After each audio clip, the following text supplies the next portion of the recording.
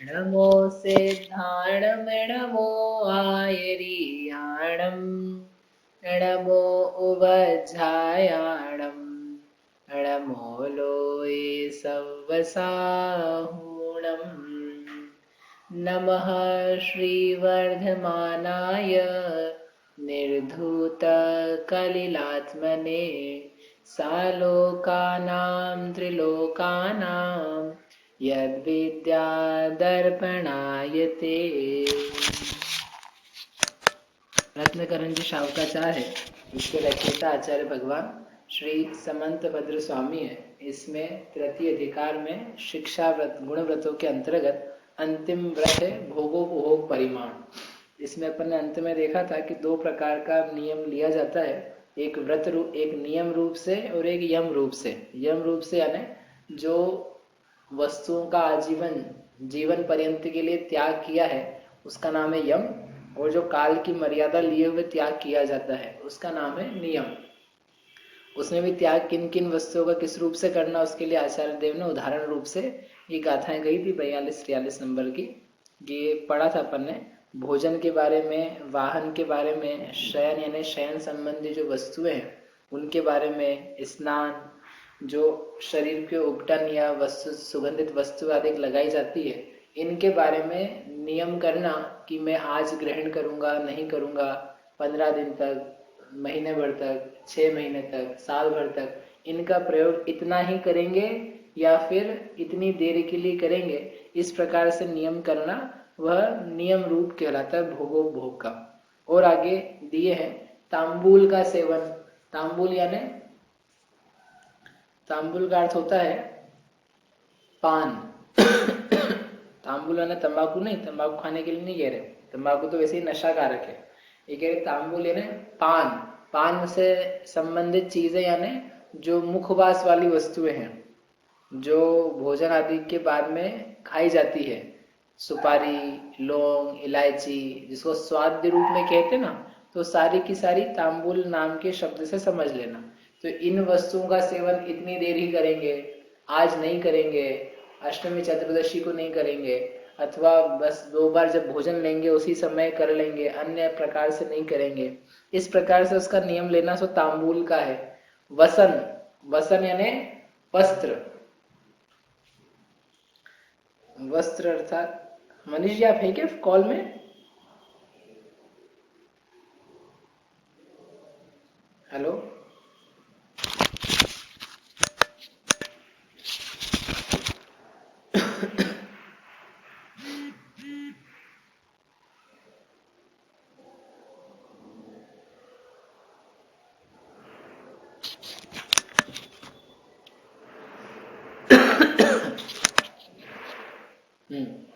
तो ये तांबूल वसन, वसन यानी वस्त्र, वस्त्र अर्थात जो वस्त्र पहने जाते हैं तो उनका नियम करना। उनका क्या नियम किया जाए कि आज हम कितने वस्त्र पहनेंगे। ज्यादा करके अपन सोचो तो इस बारे में किसी का कोई नियम नहीं रहता कि क्या वस्त्र पहने जाएंगे, लेकिन जो भोगोपभोग का परिमाण कर रहा है तो विचार करके विचार लेता है कि आज का दिन है तो इसमें हम बाहर के वस्त्र, अंतर के वस्त्र, सोने के वस्त्र, ये सब मिला करके कितने वस्त्र पहनेंगे, इससे अधिक नहीं पहनेंगे। नहीं तो अमर्यादित रूप से अनेक बार तो क्या होता है कि 4-5 जोड़ी दिन भर के कपड़े बदल लेता है। तो उससे होगा क्या कि जितनी बार वस्त्र बदलता है तो उससे जीव के परिणाम उससे राग रूप बन जाते हैं कि हम सुंदर लग रहे हैं, अच्छे लग रहे हैं। बार बार कपड़े बदलते ही क्यों है व्यक्ति? क्योंकि उसको भाव रहता है कि इसको लेकर के हमारी सुंदरता बढ़ रही है। तो वो शरीर संबंधी और जो बाह्य पदार्थों संबंधी राग है उस राग की वृद्धि हुआ करती है। इस वृद्धि के कारण से उसका जो विशुद्ध परिणाम है उसकी हानि है और संक्लेशता में बढ़ोतरी है। तो ये व्यक्ति जानता है कि मेरा इन पदार्थों में राग है, तो उस राग को घटाने के लिए अब वस्त्र का त्याग तो पूरा करा नहीं है, अभी करना संभव नहीं गृहस्थ अवस्था में। तो ये मैं वस्त्र तो धारण कर रहा हूँ, लेकिन दिन भर में मुझे 2 बार से ज्यादा बदलने की आवश्यकता नहीं है, 1 बार से ज्यादा बदलने की आवश्यकता नहीं है। अथवा ये जो 5 जोड़ी वस्त्र हैं इनको ही मैं 1 हफ्ते तक चलाऊंगा, इनको ही मैं बदल बदल करके पहनूंगा, इससे अधिक वस्त्रों को मैं नहीं प्रयोग करूंगा, इस प्रकार का नियम धारण करना। तो भोगोपभोग है वस्त्र संबंधी। अनेक लोग ऐसा एक नियम ले लेते हैं कि अपने पास 50 साड़ी से 50 जोड़ी कपड़ों से ज्यादा नहीं रखेंगे। कब तक? जीवन पर्यंत। तो वो क्या है, वो तो उस व्यक्ति ने यम धारण कर लिया कि इन वस्तुओं से, इतनी वस्तुओं से अधिक हम नहीं प्राप्त करेंगे, नहीं यूज करेंगे। लेकिन जो वो तो हमने परिग्रह परिमाण के अंतर्गत कहा था कि इतना परिमाण कर ले कि इससे अधिक नहीं चाहिए। अब जितना है अपने पास उसमें भी परिमाण किया जा रहा है। उसमें भी अपन ने ये देखा है कि हमारे पास है 10 जोड़ी, तो उस 10 जोड़ी में से हमको पहनना कितने, आज इस महीने कितना पहनना है, इस साल कितना पहनना है। तो वो चीजें इस भोगो भोग में अपन ने कंट्रोल करी है। वहां तो आवश्यकता से अधिक जितनी चीजें थी उनका पूरा त्याग किया था। अब रखी हुई बहुत सारी चीजें हैं, उनमें हमको सब तो पहना नहीं जा सकता, यूज नहीं किया जा सकता। उसमें कितना किया जाएगा, उसके लिए ये वसन का जो हम भोगो भोग परिमाण करें तो उसमें उसका निर्धारण हो जाएगा। इसके माध्यम से राग खूब घटता है। देखो अपन नियम नहीं लेते तो अपन कितने खुले रहते हैं। अपन सोच लो रोज के मुझे नियम लेना है, तो आपको सोचना पड़ेगा कि हम कितने वस्त्र पहने, कितने वस्त्र की आवश्यकता पड़ती है। और नियम ऐसा होना चाहिए जो प्रैक्टिकल हो। ऐसा नहीं कि जैसे अपन ने परिग्रह परिमाण में ले रखा है कि 100 जोड़ी कपड़े रखेंगे और रहने कितने अपने पास, हमेशा 25 से ज्यादा रहने नहीं है, तो अपन ने पहले से ही ज्यादा बांध लिए। वैसे ही कोई भोगो भोग में करने लगे कि अपने भोगो भोग वस्त्र आज कितने पहनेंगे, कि 10 जोड़ी से ज्यादा नहीं पहनेंगे। अरे भैया 10 जोड़ी तो तुम वैसे ही नहीं बदल रहे हो, 10 जोड़ी कपड़े तो कोई पहनते ही नहीं है। आप जितना पहनते हो उसमें राग कम करने के लिए किया जा रहा है। ये व्रत जो लिए जा रहे हैं ये नाम धराने के लिए नहीं है कि मेरे भोगो भोग भी चल रहा है, परिग्रह परिमाण भी चल रहा है। यदि हम केवल नाम धराने के लिए व्रत धारण कर रहे हैं तब तो उसमें जीवन में पवित्रता ही कहाँ है। ये तो जीव तब धारण करे जब उसके राग की हानि होवे, या वो राग की हानि चाहता होवे कि मैं चाहता हूं कि मेरे अंतरंग में जो पदार्थों को लेकर के आसक्ति भाव है वह कम होवे, तो ये नियम काम के हैं। यदि वो आसक्ति को बुरा ही नहीं मानता हो तो इन नियमों से लाभ क्या होगा। इसलिए जब हम वस्त्र या आभूषण संबंधी कह रहे कि यहाँ पर नियम लेना चाहिए तो इतना प्रैक्टिकल होना चाहिए कि हम जानते हैं कि अपने को वस्त्र बदलने की खूब आदत है। एक मंदिर के लिए अलग जाएंगे, एक ऑफिस के लिए अलग होगा, घर के लिए अलग होगा, रात के सोने के लिए अलग होगा, फिर घूमने के लिए अलग होगा, सुबह जॉगिंग के लिए अलग होगा। मतलब 6 7 8 जोड़ी कपड़े हमने निकाल रखे रोज के कि हमको इतना नहीं करना है। अपन थोड़ा इसको मर्यादित करो कि किस प्रकार से अपन कम वस्त्रों में प्रयोग करके काम चला सकते हैं जिससे अपना काम भी चल जाए और कोई मर्यादा का भंग भी ना हो। तो वो विचार करके उसका राग घटाता हुआ व्यक्ति नियम लेके मैं आज दिन भर में 4 जोड़ी से ज्यादा नहीं चेंज करूंगा, 2 जोड़ी से ज्यादा नहीं करूंगा, या ऐसा नहीं कर पाए तो इतना बनाए कि इस हफ्ते में या महीने में इन 5 जोड़ी कपड़ों के अलावा 2 जोड़ी 3 जोड़ी जिसकी जैसी लेने वाली शक्ति है उनको छोड़ करके अन्य का प्रयोग हम नहीं करेंगे, भले कुछ भी हो जाए। या कोई लोग ऐसा नियम लेते हैं, भोजन संबंधी रहता है यद्यपि वह, कि इस महीने में 5 से ज्यादा हरी नहीं खाएंगे। 5 कौन सी की जो सी 5 पहले आ जाएगी या बुद्धिपूर्वक सिलेक्ट कर ली कि ये वाली लेंगे, इस महीने की है बस वो, इस महीने की या इस पक्ष की यानी 15 दिन की, तो इन 15 दिन की अपनी 5 हरी 10 हरी 15 हरी ये मर्यादित है। यद्यपि हमारी जो पूरे जीवन भर की है वो तो हमने अधिक ले रखी है, लेकिन 1 महीने की इतनी है, क्योंकि हर हरी हर मौसम में हर महीने में नहीं आती है, तो अपने कम में ही काम चल जाता है। तो वो जो परिग्रह परिमाण किया था उसमें और कमी आ जाती है इससे। ऐसा करके भोजन संबंधी वस्त्र संबंधी नियम किया। फिर आगे दिया आचार्य देव ने भूषण, भूषण यानी आभूषण, जो आभूषण पहने जाते हैं। आभूषण तो कोई कहेगा महिला ही पहनती है, ऐसा नहीं है, लेकिन पुरुष भी आभूषण पहनते हैं। गले की चेन, अंगूठियां, ब्रेसलेट, घड़ी, ये सब क्या है, उनके आभूषण स्वरूप हैं। तो ये जो आभूषण है हम कितना पहनेंगे, कितनी देर के लिए पहनेंगे, अथवा कितना त्याग करके रहे हैं। 5 दिन के लिए हम किसी भी आभूषण का प्रयोग नहीं करेंगे, अथवा एकमात्र अंगूठी पहनेंगे, अथवा ब्रेसलेट ही होगा, अथवा कुछ भी नहीं होगा। ऐसा करके नियम धारण करना वो आभूषण संबंधी है। मनमथ अगला, मनमथ यानी जो मन को मथ दे, मन को बिल्कुल चक्की की तरह घुमा के पीस के रख दे जिससे जीव दुखी हो जाए, ऐसी वो क्या चीज है, वो कहलाती है काम। जो काम है, काम अर्थात स्त्री पुरुष विषयक संबंधी चेष्टा है, वह दुख को देने वाली है, फिर भी इसके जीव के मन में राग तीव्रता से उसको करना चाहता है, परंतु करता हुआ भी ये उसका परिमाण करता है कि मैं इस महीने, इस हफ्ते, इन पक्षों में काम सेवन नहीं करूंगा, अथवा इन दिनों में ही काम सेवन होगा, अन्य दिनों में नहीं करूंगा। इस प्रकार का नियम धारण करना ये बहुत बड़ा नियम है कि महीना है, इस महीने में अपने काम सेवन के दिन कितने हैं। यदि नियम नहीं किसी का, इसका मतलब वह हर पल ही काम से पीड़ित है। लेकिन जिसने नियम लिया हुआ है, एक महीने में 3 दिन के लिए, 5 दिन के लिए, 1 दिन के लिए, अथवा पूरे साल भर में 3 दिन के लिए, 5 दिन, 15 दिन, इतने दिनों के लिए ही काम सेवन करेंगे, अन्य दिनों में नहीं करेंगे। पर्व के दिनों में, 10 लक्षण के दिनों में, अष्टानिक आदिक में तो वैसे ही सामान्य नियम रहता है कि उन दिनों में नहीं करना है, परंतु अन्य भी जो सामान्य दिवस हैं उनमें हर दिन काम सेवन करने की भावना का त्याग करना, उसमें जो लगा हुआ राग है उसका त्याग करके नियम पूर्वक रहना कि हम इन दिनों में सेवन नहीं करेंगे, ये काम संबंधित भोगोपभोग परिमाण है। आगे है संगीत, संगीत में, और दूसरा है गीत। संगीत और गीत में क्या अंतर है, एक है संगीत, एक है गीत। तो यहाँ पर टीका में दिया है, संगीत यानी उसे कहना जिसमें गाना भी गा रहा है कोई व्यक्ति, म्यूजिक भी बज रहा है वादित्र इंस्ट्रूमेंट्स आदि के द्वारा, और नृत्य भी है, उसे बोलते हैं संगीत। यानी जहाँ पर नृत्य भी है, म्यूजिक भी है और गाने वाला संगीत भी है, उसे कहते हैं संगीत। और जहाँ मात्र गाया जा रहा है, इंस्ट्रूमेंट नहीं है, नृत्य नहीं हो रहा है, उसको बोलते हैं गीत। तो इनको सुनने देखने के संबंध में मर्यादा करना कि हम कितना संगीत सुनेंगे, कितना नृत्य देखेंगे, ये यदि अपनी मर्यादा नहीं है इन चीजों संबंधी, तो समझना अपन भोगो भोग में खूब आ सकते हैं।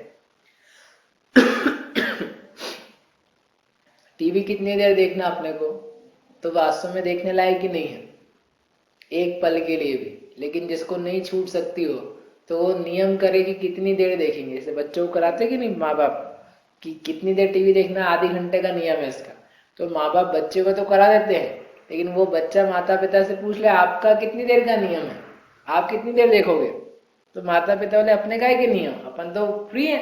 अरे भाई, बच्चे के लिए पढ़ाई में विघ्न होता है, लेकिन माता पिता तो बड़े हो गए हैं, तुम्हारे आत्महित के लिए विघ्न हो रहा है, पाप की वृद्धि हो रही है, कुछ लाभ नहीं प्राप्त हो रहा है, ऐसे विचार से वो चीजें त्याज्य है। तो उनका नियम करना कि मैं कितनी देर देखूंगा। और आजकल तो क्या हो गया, लोग तो पहले टीवी देखते थे अकेला, और टीवी देखने में ये रहता था कि जो कार्यक्रम जब आएगा तभी देखा जाएगा। और आजकल तो क्या है कि अपने पास यूट्यूब है, डीवीडी है, सीडी है, वो जब चाहे अपन लगाओ, सुबह लगाओ, शाम को लगाओ, दिन में लगाओ, रात को लगाओ, और देखने के लिए तैयार है, कोई मर्यादा ही नहीं है। मतलब वो टीवी मात्र के लिए थी तब तो फिर भी थोड़ी मर्यादा थी, क्योंकि जब कार्यक्रम आएगा तभी तो आप देखोगे। अब तो कार्यक्रम पे डिपेंडेंसी नहीं है, अब तो अपने हाथ में सब कुछ है। तो जब देखना चाहे तब देखने में बैठ जाता है आदमी। मतलब उससे कितना बड़ा नुकसान हो रहा है समझ में नहीं आ रहा है। पहले तो सुबह सुबह जो अगर देता था टीवी वाला तो थोड़े भगवान के भजन भी देता था, लेकिन अब तो सुबह सुबह उठते से इनको टीवी पिक्चर भी देखनी हो, गाने देखने हो अश्लील, वो सब देखने के लिए तैयार है। रात को सोते सोते भी इनको जो देखना हो सब देखने के लिए इनको उपलब्ध सामग्री है, और इनका नियम भी नहीं है कि कितनी देर देखें। ये तो बैठ गए एक बार देखने तो देखते ही रह जाए, इस प्रकार की प्रवृत्ति बन गई। तो ये व्यक्ति जानता है कि ये संगीत गीत मेरी आत्मा के लिए कितने हितकर है। यद्यपि मेरा राग बना हुआ है तो पूरा मुझसे छूटना नहीं हो पा रहा है, लेकिन फिर भी मैं कम से कम इतनी मर्यादा तो करूं कि मैं दिन भर में कितने देर के लिए इनको देखूंगा, इससे अधिक नहीं। इस हफ्ते में कब देखूंगा, कम से कम ये नियम धारण करो कि टीवी हम कितनी देर देखेंगे। अपना नियम तो होवे, वीकेंड्स पे देखेंगे, संडे देखेंगे, या देखेंगे नहीं। यदि जो व्यक्ति नियम धारण कर लेंगे, हम तो देखेंगे नहीं इन चीज़ों को, टीवी को, यूट्यूब को, वीडियोस को, संगीत को, ये गाने वाने के आते रहते हैं, इन सब का मेरे पूरा त्याग है। या 3 महीने का, 6 महीने का, साल भर का इनका त्याग है, इतनी देर के लिए लिया, तो उस जीव का समय इतना अच्छा बचेगा और उसके परिणाम निर्मल होना चालू होंगे कि वह देख सकता है कि अपन है कौन स्वयं। जो स्वाभाविक सुख है उसकी ओर प्रवृत्ति ढलेगी।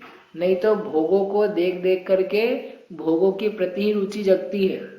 जैसा हम देखते हैं उन्हीं देखती हुई वस्तुओं के प्रति हमारा आकर्षण पैदा होता है। ये जितनी संसार की चीजें हैं ये सब लुभाती है, ये सब बुलाती है अपनी तरफ, आओ मेरे पास आओ, मैं तुमको सुख दूंगी। लेकिन वो उन चीजों के पास जाया जाए तो सुख मिलता नहीं, उसको प्राप्त करके अन्य जगह चला जाता है, अन्य वस्तुओं की चाह करता है। इसलिए ये जितने सारे भोग उपभोग के साधन बताए, इनमें काल की मर्यादा करके अपना जीवन उत्तम बनाए, ये अपनी मंगल भावना रहनी चाहिए। कैसे त्याग करना, तो इसके लिए आगे का जो श्लोक है उसमें टाइम दिया।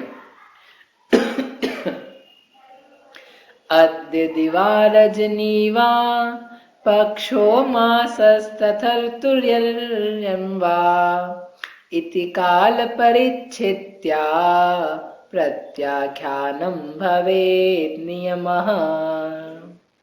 अद्य यानी आज का प्रत्याख्यान, दिवा यानी दिवस का प्रत्याख्यान, रजनी यानी रात्रि का, पक्ष अर्थात एक पक्ष का, एक पक्ष का यानी 15 दिवस, कृष्ण पक्ष या शुक्ल पक्ष। फिर आगे दिया मास का, मास यानी महीने का, 30 दिन का, तथा और ऋतु, ऋतु का त्याग। ऋतु यानी होती है 2 महीने की एक ऋतु, साल भर में 6 ऋतुएं होती है, हर ऋतु 2-2 महीने की मानी जाती है। इस प्रकार से ऋतु में मेरा त्याग यानी 2 महीने का त्याग। अयनम, अयनम यानी 3 ऋतुओं का एक अयन होता है, 3 ऋतुओं का अयन यानी 6 महीने का एक अयन, उत्तरायण और दक्षिणायन। जब सूरज अंदर से बाहर की तरफ जाता है तो वो 6 महीने लगते हैं उसको, और बाहर की गलियों से घूमता हुआ अंदर की तरफ आता है तो वो दूसरा अयन कहलाता है। ऐसा करके साल भर में 2 अयन होते हैं, दक्षिणायन और उत्तरायण। तो उस अयन का त्याग करना है, अयन यानी 6 महीने के लिए हमारा त्याग है। इति इस प्रकार से काल की परिचित्ति से यानी काल के ज्ञान से, काल की मात्रा से जो प्रत्याख्यानम प्रत्याख्यान किया जाता है उसको बोलते हैं नियमः भवेत्, वह नियम होता है। अर्थात आज का त्याग, दिन का त्याग, रात्रि तक का त्याग होता रहे। बताओ कि रात्रि में भी अपन त्याग कर सकते हैं कि रात्रि में कितना वस्त्र आदि का, आभूषण का प्रयोग करेंगे, दिन में कितना करेंगे, या टोटल मिला के दिन भर में कितना करेंगे, दिन रात मिला के। अथवा पक्ष का 15 दिन, महीना भर, 6 महीना, साल भर, 5 साल, 10 साल, 15 साल, जितना बन सके उसके अनुसार वो व्यक्ति त्याग करे, वह त्याग नियम कहलाता है। इस प्रकार से भोगो भोग का परिमाण अपने द्वारा किया जाए तो अपना कल्याण बने। अब इतना जरूर ध्यान रखना कि जो वास्तविक भोगो भोग है वह बनता है उसके जिसके अणुरत हैं। जिसके अणुरत ही नहीं है वह यदि इन चीजों का परिमाण करे तो वो उसके लिए भला है, उत्तम है, परंतु वह भोगो भोग व्रत नहीं नाम पाता। क्योंकि आपसे कहा था पहले कि जो अभक्ष आदिक वस्तुएं हैं, जो सारी सर्वथा अन्याय रूप त्याग करने वाली वस्तुएं हैं, उनका पूरा त्याग करके फिर भोगो भोग परिमाण समीचीन बनता है। और अपन देखें कि अपने जीवन में यदि अभक्ष भक्षण ही अभी चल ही रहा है, बाजार का खाना, होटलों का खाना, रात्रि भोजन आदि जमीकन किसी प्रकार से सेवन करने आते रहते हैं, तो उन जीवों के लिए भोगो भोग वास्तव में व्रत रूप नहीं है, एक अभ्यास रूप है। हम नहीं करें क्या, तो नहीं करने के लिए नहीं कह रहे, करने लायक ही है, लेकिन वो व्रत नाम नहीं पाता है। क्योंकि व्रत नाम तब होगा जब अणुव्रत धारण कर लिए जाएंगे, जब बड़े पाप से बच जाए तब फिर ये छोटे छोटे पापों से बचने की बात आती है।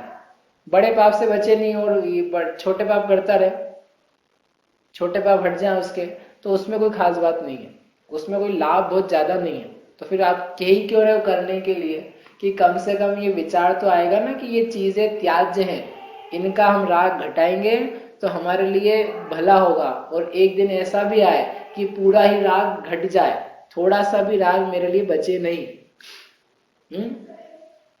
और कोई ज्यादा त्याग नहीं हो, तो इतना त्याग तो अपन अवश्य करें कि भोजन संबंधी एक नियम धारण करें कि हम मांसाहारी व्यक्तियों से बना हुआ या मांसाहारी व्यक्ति के द्वारा दिया गया परोसा गया भोजन नहीं करेंगे। इतना नियम ले सकते ना? क्यों मनीष जी, इतना नियम धारण किया जा सकता है कि नहीं कि मांसाहारी व्यक्तियों के द्वारा बनाया हुआ भोजन या उनके द्वारा परोसा गया भोजन हम ग्रहण नहीं करेंगे? ऐसा नियम ले सकते हैं? यदि आप बोलो कि हम नहीं ले सकते हैं तो इसका अर्थ क्या निकला कि हम वो भोजन भी करने को तैयार हैं जो मांसाहारियों के द्वारा बनाया गया हो। तो अपनी स्थिति कितनी हीन है, हम कितने नीचे जा चुके हैं कि भले मांसाहारी व्यक्ति जिसके हृदय में दया नहीं है, जो अभी समझो किसी का कत्ल ही करके आया हो और खा के आया हो, हाथ भी उसके रंगे हो उससे ही, और उन्हीं हाथों का भोजन बनाया हुआ हम ले लें, यानी हमारी स्थिति नैतिक रूप में, धार्मिक रूप में, आत्मिक उत्थान के रूप में कितनी गिर चुकी। जिसके इतनी भी विचार विवेक नहीं है तो वो व्यक्ति अपने हित का क्या काम करेगा, वो समाज के हित का भी क्या कर सकता है वास्तव में?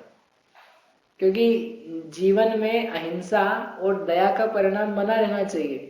वो परिणाम तभी बनेगा जिस प्रकार के परिवेश में रहता है, जिन बातों को सुनता है, जिस प्रकार का भोजन करता है, वैसे इस जीव के परिणाम बना करते हैं। आप वो भोजन करो जिसमें पोषण नहीं है, जिसमें विटामिन या खनिज आदि तत्व नहीं है, तो परिणाम कैसे पैदा होंगे? कमजोर रूप ही पैदा होंगे, क्योंकि आपके भोजन में वो वस्तुएं मिली नहीं है आपको। ऐसे ही उन चीजों से, उन व्यक्तियों से लिया जाए जिनके परिणाम में मलिनता है, क्रूरता है, तो परिणाम में क्या पैदा होगी? सरलता, शुचिता, पवित्रता, हृदय में मृदुता वो पैदा नहीं हो पाएगी, अहिंसा नहीं पैदा हो पाएगी। फिर हमारे भाव वैसे ही आते रहते हैं कि क्या फर्क पड़ता है, कुछ भी कर लिया जाए, कहीं भी विवाह कर लिया जाए, कैसा भी जॉब कर लिया जाए, किसी भी स्त्री के साथ विवाह हो जाए, उसमें फर्क क्या पड़ता है, सब तो एक जैसे ही है। ये परिणाम कहाँ से आना चालू हुए कि हमारे भोजन में उस प्रकार की शुद्धता नहीं है। तो कम से कम अपन और कोई त्याग कर सके या नहीं, इतना अपने त्याग बनना चाहिए कि हम कभी भी मांसाहारी व्यक्तियों के द्वारा दिया हुआ भोजन बनाया हुआ नहीं करेंगे। और यदि आप सोचो कि हमारे तो है, तो यदि है तो अपने को बहुत सारा त्याग वैसे ही बन जाता है। बाजार में जो जो वस्तु बन रही है, अपने को उसके बारे में ज्ञान होना चाहिए कि ये जो बनाने वाला है एक्चुअल में वह कौन है। यदि आप प्रकाश के आकाश की नमकीन खा रहे हो तो उस नमकीन को बनाने वाला कौन है? उस पापड़ को जिसने बेला है वो कौन है? वो पापड़ को बनाने वाला शाकाहारी कि मांसाहारी है? जिस दुकान पे खड़े होकर के आप भोजन कर रहे हो, जिस वेटर ने आपको ला करके भोजन परोसा है, उस वेटर से पहले पूछना पड़ेगा कि भाई तुम कौन हो, तुम भोजन तो परोस रहे हो हमको, लेकिन तुम हो कौन, शाकाहारी कि मांसाहारी? आप पूछ नहीं पाओगे ऐसा। तो दो ही ऑप्शन बचते हैं। आप बोले इतना अपने से नहीं बनेगा, इसका मतलब आने दो, तू चाहे जिस जाति का हो, चाहे जैसा तेरा भोजन हो, मेरे को चलेगा, क्योंकि हमको तो खाने से मतलब है, परिणामों से मतलब नहीं है। अथवा दूसरा ऑप्शन है कि इन सब चक्रों से भला ये है कि अपन स्वयं अपना हाथ का बना हुआ खा लें, या उनके हाथ का बना हुआ खाएं जिनके बारे में अपने को पता है। अब क्या है कि अपन ऐसी ऐसी जगहों पे रहने लगे, ऐसे ऐसे कार्य करने लगे कि ये सरल बातें भी ऐसी लगती कि बाप रे कितना बड़ा त्याग है, ये जैन धर्म में हम क्या पैदा हो गए, हमारा तो सब खान पान ही इन्होंने लूट लिया। वास्तव में देखो कि ये सही बता रहे हैं कि गलत बता रहे हैं।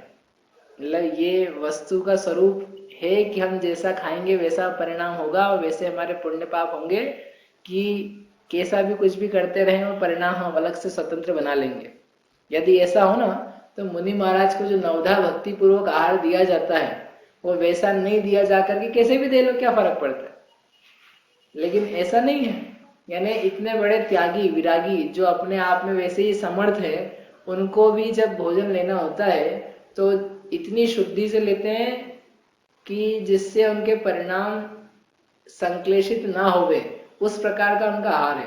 तो हमारे जैसे जीव जो वैसे वीतरागी भी नहीं है, जो बार बार पापों में लिप्त है, उनका भोजन कितना पवित्र होना चाहिए, क्योंकि यदि नहीं होगा तो फिर उनका जीवों का जीवन कैसे अच्छा बनेगा। इसलिए आपसे बहुत ज्यादा नहीं कह रहे, इतना ही कह रहे कि एक नियम लो, मांसाहारियों का बना हुआ भोजन नहीं खाएंगे। बाजार का खाने के लिए भी मना नहीं कर रहे, लेकिन वो पता होना चाहिए अपने को। और यदि अपन सोचेंगे नहीं नहीं हम तो नहीं पूछेंगे, तो इसका मतलब हम तैयार हैं हर प्रकार के पाप करने के लिए, कि कोई बात नहीं है, चाहे जो कचौरी जिसने बनाई हो, अपने तो कचौरी से मतलब है, चटनी से मतलब है। अब मुसलमान ने बनाई हो, चाहे वैष्णव ने बनाई हो, चाहे जैन ने बनाई हो, क्या फर्क पड़ता है। तो आपको समझ में आ जाएगा जीवन के अंत तक जाते जाते क्या फर्क पड़ता है। ऐसा त्याग अपन करें। अब इसके बाद में है अंतिम एक श्लोक जिसमें कहा है अतिचार, कि ये भोगो भोग परिमाण व्रत के अतिचार क्या हैं। उन अतिचारों के बारे में अपन अब परसों पढ़ेंगे, अभी यहीं तक करते हैं। बस ये एक श्लोक है, उसके बाद में चालू होंगे शिक्षा व्रत, सुंदर, बहुत बढ़िया, सामायिक प्रोषदोपवास इत्यादि, तो बड़े सुंदर आएंगे, वो अपन करेंगे। उसके पहले बीच में होगी परीक्षा, जिसमें पूरा गुणव्रत का प्रकरण आएगा। अणुव्रत तक पहले हो गई थी, तो वो गुणव्रत तक का आएगा। आई थिंक अपन अगले शुक्रवार तक कर सकते, ताकि आपको समय मिल जाएगा पूरा पढ़ने का। अगले शुक्रवार को करेंगे परीक्षा, और अभी इसका एक श्लोक बाकी, वो करने के बाद अगला अधिकार चालू करेंगे। अभी यहीं तक करते हैं। जावाणी के ज्ञान ते सूझे लोकालोक, सोवाणी मस्तक नवो सदा देत हो ढोक।